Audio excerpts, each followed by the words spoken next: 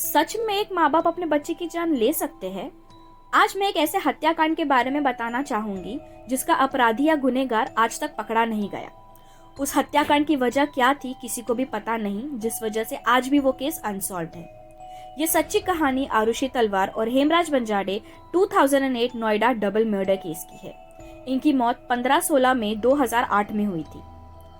16 मई 2008 को आरुषि तलवार की डेड बॉडी उसके बेडरूम में मिली। उस वक्त उस घर का डोमेस्टिक सर्वेंट हेमराज बंजाड़े मिसिंग था, जिस वजह से पुलिस का पूरा शक उस पर गया।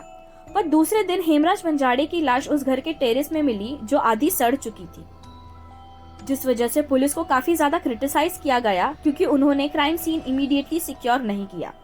पुलिस ने फैमिली और सर्वेंट से पूछताछ की और उस बिना पर पुलिस के प्राइम सस्पेक्ट्स बने आरुषि के पेरेंट्स डॉक्टर राजेश तलवार और डॉक्टर नुपुर तलवार। पुलिस को दो चीजों पे शक हुआ।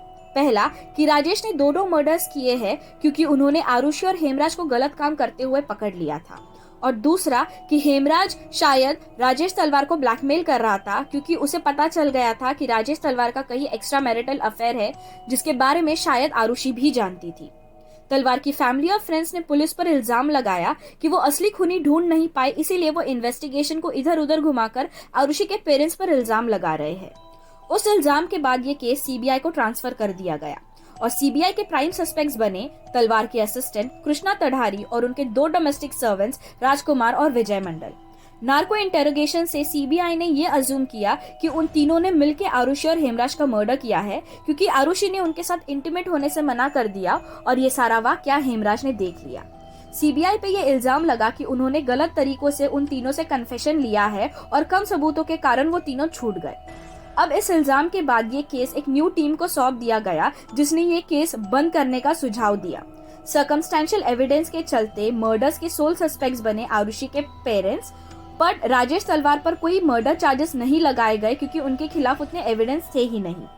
एक स्पेशल सीबीआई कोर्ट ने तलवार के अगेंस्ट प्रोसीडिंग शुरू की और नवंबर 2003 में आरुषि के पेरेंट्स डॉक्टर राजेश और डॉक्टर नुपुर तलवार को उम्र कैद की सजा सुनाई गई। लोगों ने इस जजमेंट को गलत कहा क्योंकि उनके खिलाफ कई सारे कम सबूत थे, जिस वजह से तलवार ने इलाहाबाद हाई कोर्ट में स्पेशल सीबीआई कोर्ट के डिसीजन को चैलेंज किया और 2017 में वो दोनों रिहा हो गए और आज तक ये केस अनसॉल्व्ड ही है। अगर आपको क्राइम स्टोरीज या क्राइम डॉक्यूमेंट्रीज देखना पसंद है, then make sure to subscribe to my channel and then hit the bell icon.